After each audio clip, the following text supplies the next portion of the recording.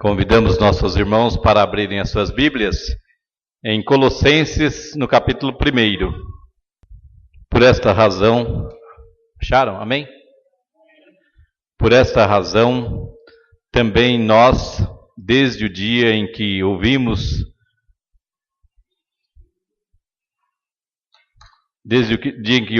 não cessamos de orar por vós, de pedir que transbordeis de pleno conhecimento da vontade, em toda sabedoria e entendimento espiritual, a fim de viverdes de modo digno do Senhor, para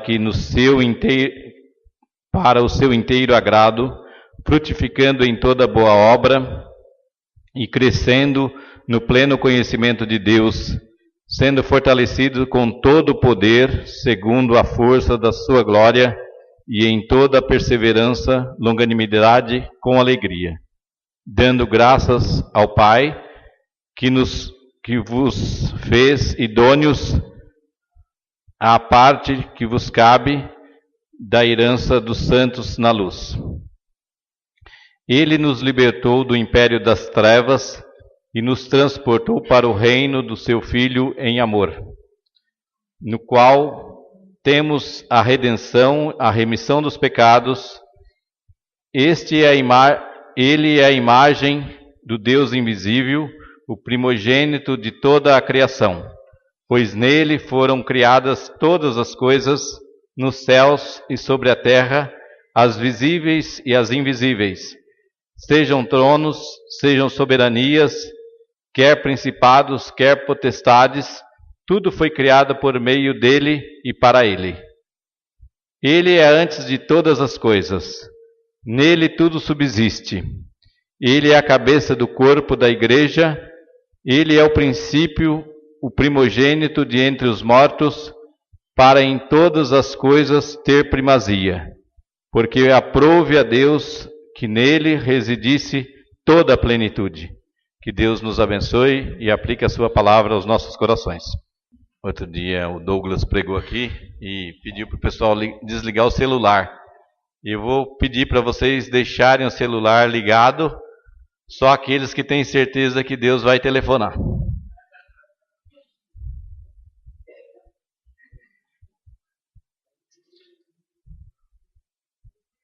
Irmãos, esse dia para nós está muito significativo, está falando ao nosso coração. Nós tivemos ontem uma festa de 75 anos, porque são 5 pessoas fazendo 15 ao mesmo tempo, então deu 75 na conta. Mas foi uma experiência diferente, totalmente nova. Nós podíamos dizer, e hoje estávamos contando lá na igreja de Botucatu, e alguém falou, manda para o estandarte, porque isso aí acho que nunca teve na igreja. 5 pessoas fazendo 15 anos, todos filhos do mesmo pai, da mesma mãe, e foi maravilhoso esse momento de contemplação da beleza daquilo que Deus faz. Deus é Senhor da vida e Ele fez esta situação maravilhosa para aqueles que puderam estar aqui e aqueles que participaram deste momento importante da vida da Larissa, do Miguel, do Alexandre, da Marília e da Beatriz. Então nós agradecemos a Deus pela vida deles mais uma vez e que Deus esteja abençoando ricamente a vida deles. Hoje nós viajamos 7 horas aproximadamente, talvez um pouco até mais, né? E estivemos lá em Botucatu, onde Deus recolheu a dona Rosária. Então, a esposa do seu Joaquim, né, mãe da Helena, da Varnete, nós estivemos lá para fazer a nossa despedida e também agradecer a Deus por ter estado lá. E estava pensando que a vida é assim. Nós ontem festejamos, hoje estivemos num velório e a vida é assim. E depois eu fiquei pensando o que eu poderia falar aos irmãos. E eu acho que esse texto que nós lemos, ele até nos transporta um pouquinho de não estarmos tanto na terra, mas estarmos entre a terra e o céu.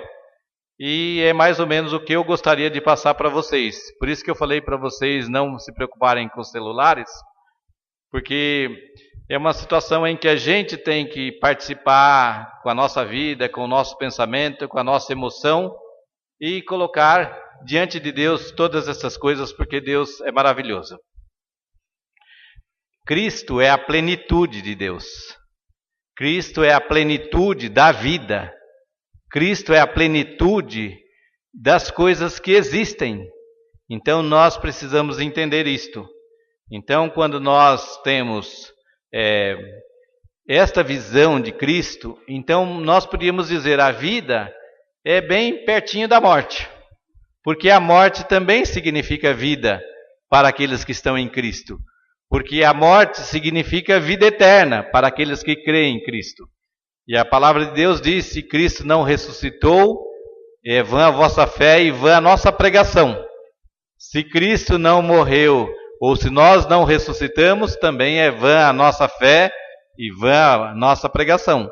Então nós entendemos que Deus maravilhosamente conduz o nosso mundo e todas as nossas vidas, de tal forma que tudo se aproxima quando estas coisas estão em Deus. Quando nós colocamos diante de Deus todas as nossas situações. Quando pensar que estarmos fazendo coisas do cotidiano, não estão longe de Deus, elas estão perto de Deus. Quando tem coisas que fazemos na igreja, elas não estão longe de Deus, elas estão perto. E quando nós fazemos coisas que nós estamos sozinhos, não estão longe de Deus, estão perto. Quando nós estamos com muita gente, a gente pensa que está com os outros, mas nós estamos também perto de Deus. Deus está presente, preenchendo todas as coisas. Por isso é maravilhoso, por isso é a plenitude de Deus realizando em cada ato, em cada gesto, em cada coisa que fazemos, estando presente nas nossas vidas, quando cantamos, estando presente na nossa vida, quando celebramos a vida, quando nos despedimos daqueles que falecem, Deus está presente, ou Cristo está preenchendo, sendo a plenitude de todas as coisas. E o apóstolo Paulo diz assim, que ele nos transportou do império das trevas para o império do seu Filho.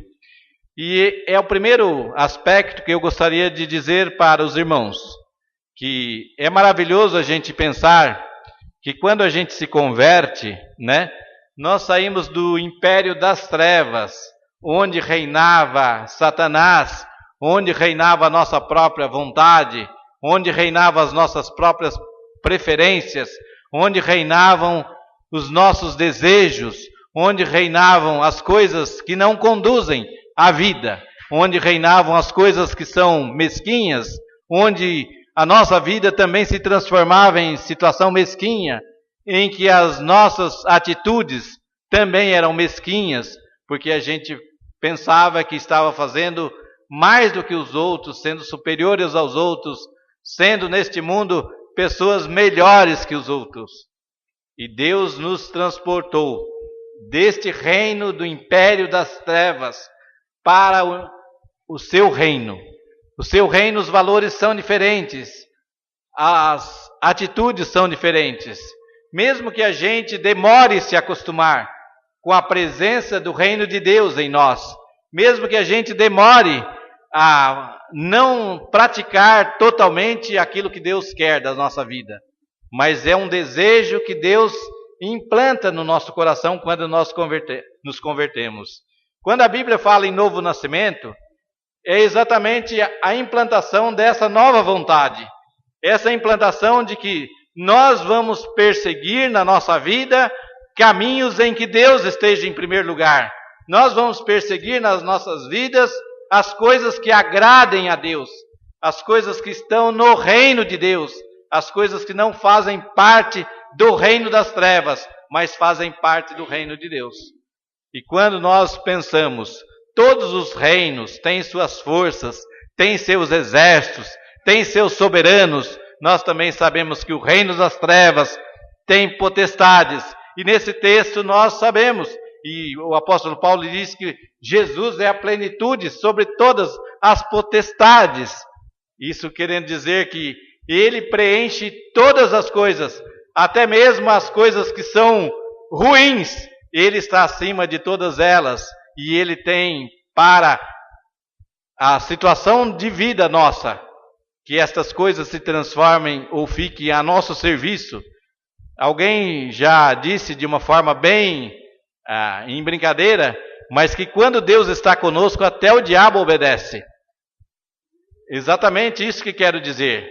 Nós estamos com Deus, mesmo que as coisas ruins estejam à nossa volta, mesmo que o vale da sombra da morte esteja ao nosso lado, se Deus está conosco, as nossas vidas, elas fluem, elas passam, elas executam, elas irradiam, elas criam novas situações, elas criam novas esperanças, elas obedecem o poder de Deus. E o poder de Deus diferencia os poderes das trevas em relação a nós. Então podemos dizer que transportar para o reino da luz, ou transportar para o reino do seu Filho, é isto que nós alcançamos quando Jesus nos amou, quando Jesus entregou o seu Filho por nós, quando Jesus deu a sua vida por nós, quando Jesus foi ao Calvário e morreu, ele morreu para que nós fôssemos transportados do reino das trevas. Isso significa que o reino das trevas, o império das trevas, não tem poder sobre nós. Que as paixões mundanas, que as coisas mais deprimentes do ser humano na nossa atual sociedade, estas forças mundanas não tenham poder sobre as nossas vidas, sobre aquilo que somos, sobre aquilo que podemos até de vez em quando nos esquecer que Deus está conosco e sermos arrebanhados por essas forças, mas imediatamente reconhecemos que elas não têm poder sobre nós, que nós vivemos esta nova situação do reino de Deus em nós, de estarmos vivenciando neste mundo uma vida bastante diferente, uma vida em que a plenitude de Cristo é que nos preenche, é que Deus, na sua grande bondade, no seu grande amor, na sua excelsa sabedoria, Deus na sua magnitude, Deus na sua majestade, Ele conquista os nossos corações, Ele conquista a nossa vida,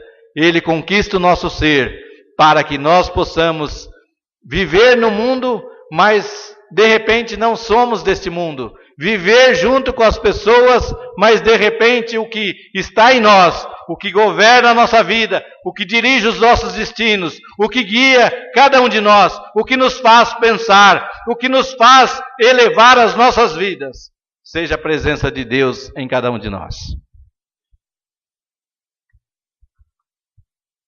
O trabalho de Deus, o trabalho de Cristo no nosso coração, ao pensar nele, ao pensar na nossa vida, é uma coisa maravilhosa.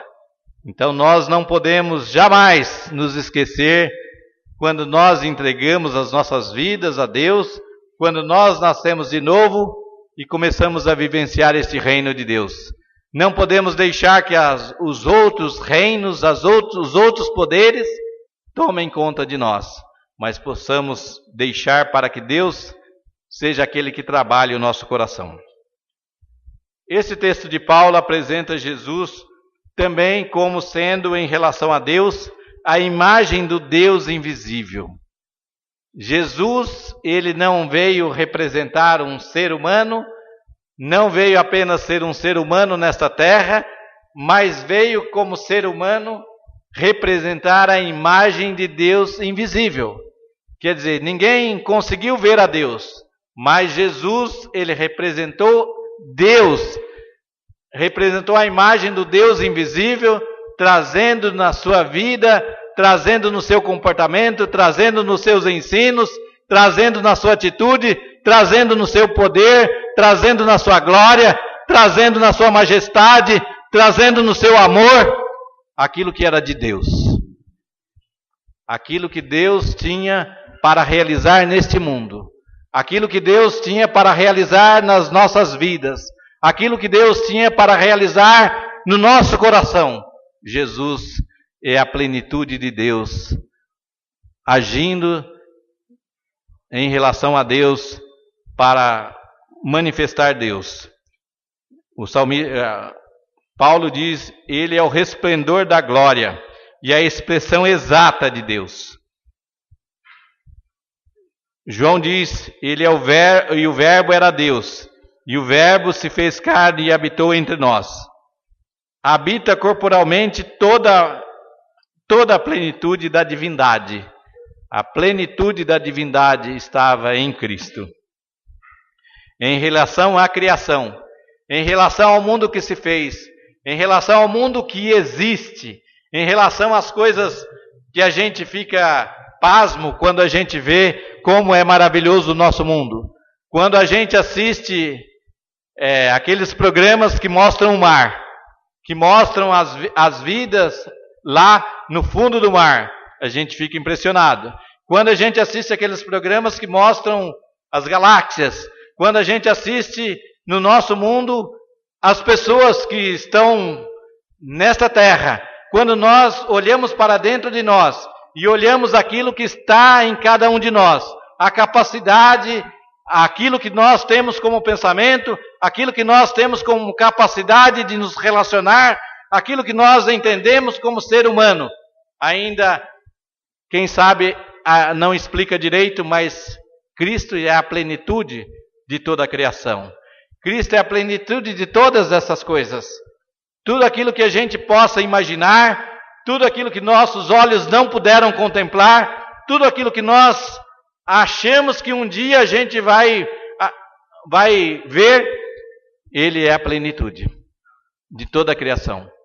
Ele é a plenitude da criação de cada um de nós. Você, da forma que você é, da forma que você age, da forma que você pensa a sua vida, da forma que você não pensa a sua vida, Ele é capaz de trazer no seu coração uma nova disposição, trazendo para o reino, para o império do seu reino, para ser do reino do Filho de Deus, para que você seja significativo, para que você tenha valor, para que você tenha uma experiência nova de andar com Deus, de viver com Deus, de saborear de Deus na sua vida e ter prazer na lei do Senhor, como diz o salmista, porque Ele é a plenitude da criação. Em relação à igreja, esse texto também diz que Cristo é o cabeça da igreja. Então, quando nós nos reunimos aqui, quando nós temos a nossa inteligência, quando nós temos as nossas cabeças, quando nós temos os nossos olhos, quando nós temos o nosso paladar, quando nós temos tudo aquilo que é sensível em nós, os órgãos dos sentidos e mais além disso, como igreja de Cristo, nós nos reunimos na plenitude de Cristo. E Ele é que preenche a vida da igreja. Se a igreja anda vazia, talvez esteja primeiro vazia de Cristo. Se a nossa vida está vazia, talvez nós não tenhamos deixado que essa plenitude de Deus abarque a nossa vida, abarque o nosso coração, abarque a nossa situação do dia a dia.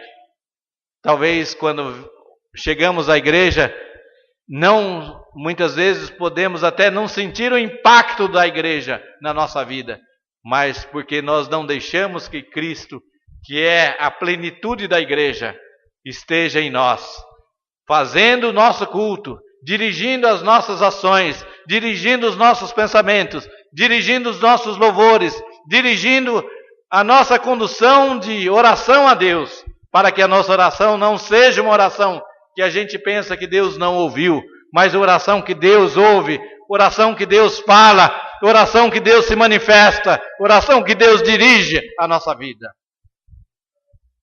Precisamos então, meus irmãos, entender que essa plenitude de Cristo esteja diretamente ligada e Cristo é a cabeça da igreja. Cristo é a cabeça do corpo que é a igreja. Nós somos o corpo.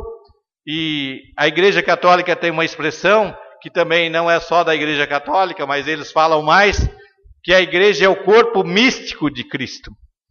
E nós poderíamos dizer que essa questão do místico é exatamente uma das coisas que eu quero dizer para os irmãos, que o místico não significa, por exemplo, que as nossas ações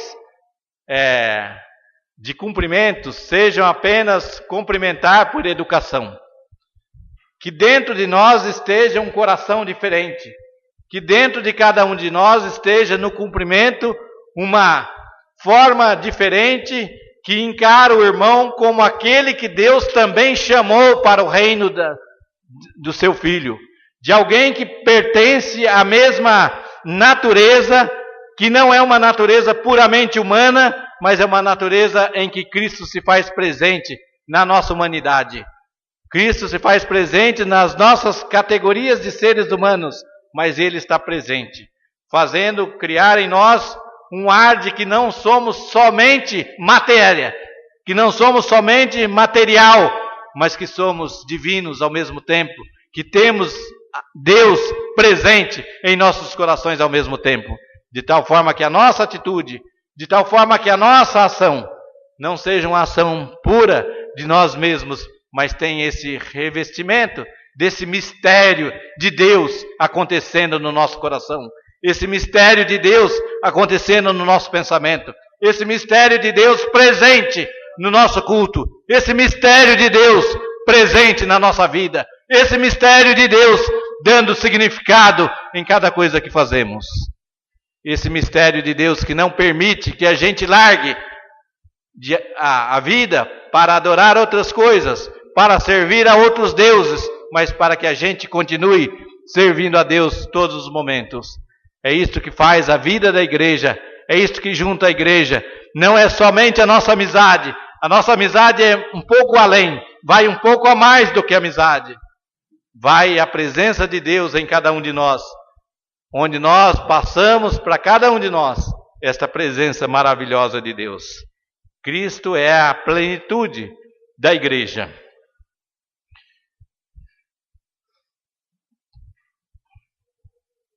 Cristo é a plenitude da eficácia que ocorre em nossos corações, para dar pleno cumprimento à palavra.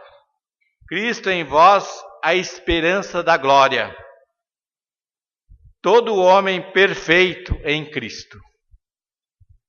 Dá para a gente imaginar que o ideal cristão é estar sempre a caminho da perfeição?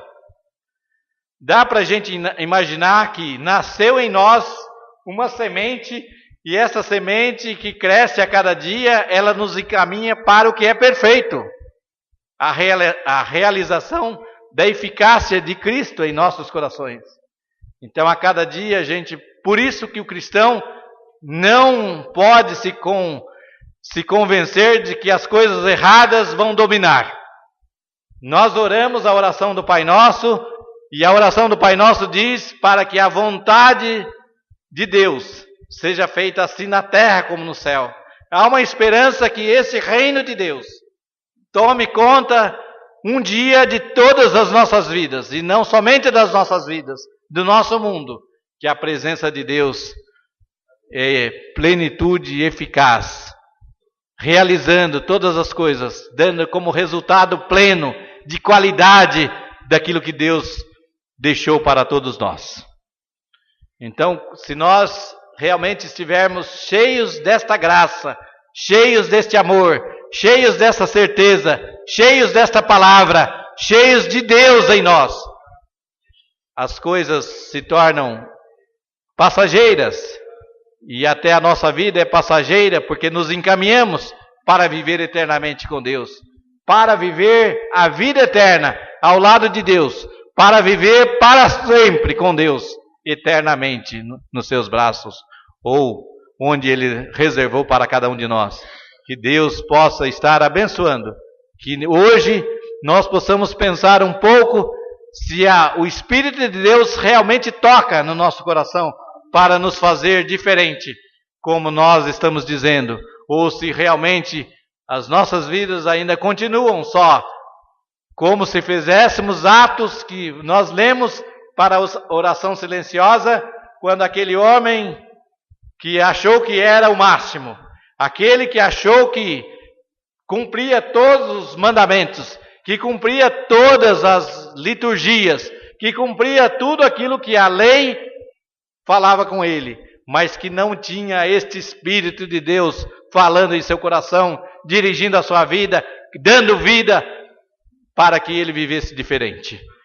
Deus possa estar nos abençoando e dirigindo os nossos passos para que esta vida nossa seja cada dia mais cheia de significado e cheia de esperança em Cristo Jesus, nosso Senhor.